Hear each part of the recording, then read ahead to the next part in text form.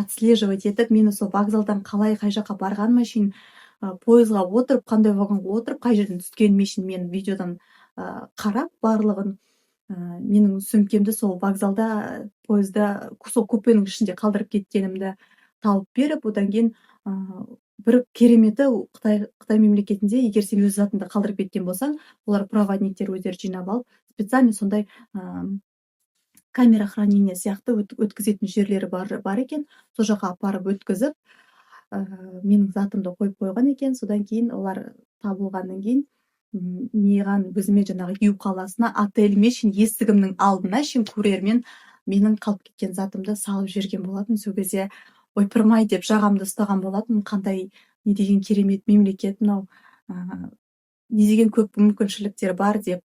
Сондықтан да өзің білмей жатып, сыртынан тон пішпе деп айтқым келеді да.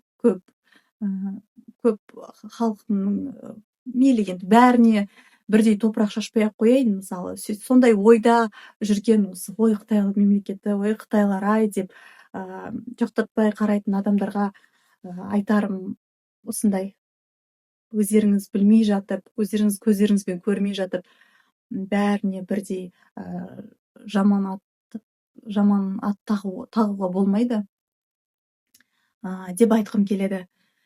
Және де бір айтқым келетін жайт, Қытай мемлекетінде мен біздің мұсылман бауырларымыз дейікші,